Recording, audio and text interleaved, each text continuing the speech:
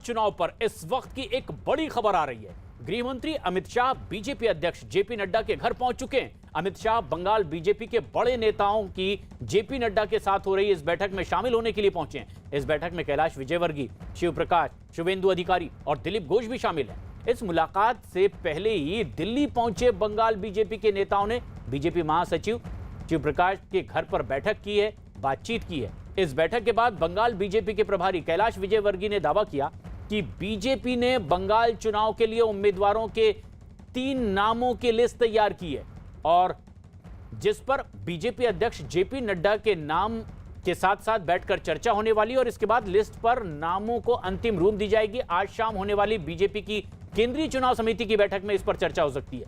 इस बैठक में बंगाल में पहले और दूसरे चरण के चुनाव के लिए उम्मीदवारों के नाम पर मुहर लग सकती है।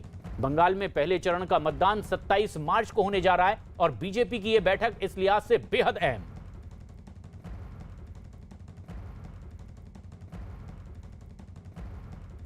कार्यकर्ताओं से हमने नाम लिए, फिर कोर कमेटी में हमने चर्चा किया, फिर प्रदेश की चुनाव समिति उसमें हमने पैनल बनाई है 3-3 नामों की।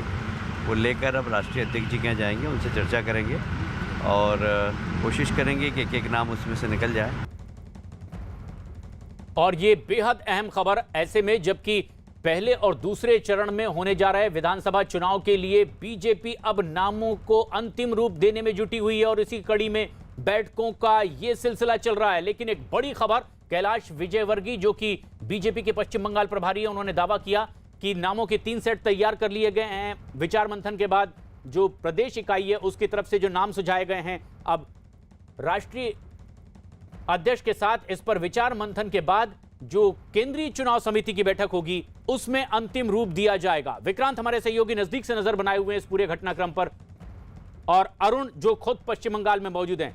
विक्रांत, बीजेपी ने अब 3 लिस्ट तैयार कर लिए नामों की, जिनमें से एक तय होना है, एक को उम्मीदवार बनाया जाना है। कब तक ये उम्मीद पूरी होगी कि उम्मीदवार उनका घोषित हो जाएगा?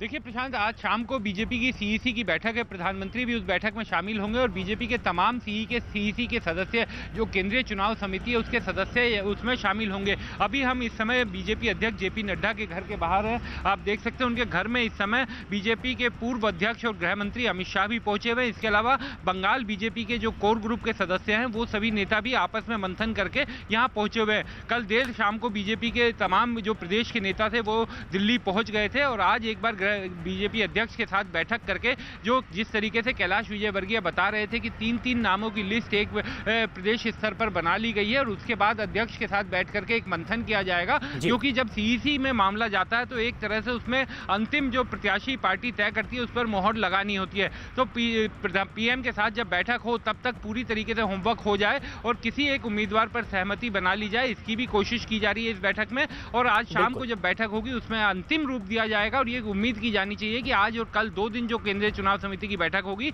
उसके बाद बीजेपी अपनी पहली लिस्ट पहले 2 चरणों के लिए घोषित कर देगी। तो आज और कल 2 दिन मंथन के बाद नाम अंतिम रूप दिए जाएंगे कि कौन उनके उम्मीदवार के तौर पर मैदान में होंगे। लेकिन 5 राज्यों के विधानसभा चुनाव के लिए उम्मीदवारों के नाम तय करने के लिए बीजेपी की केंद्रीय चुनाव समिति यानी कि सीईसी की बैठक जो आज शाम को होने जा रही है बीजेपी मुख्यालय में शाम 6 बजे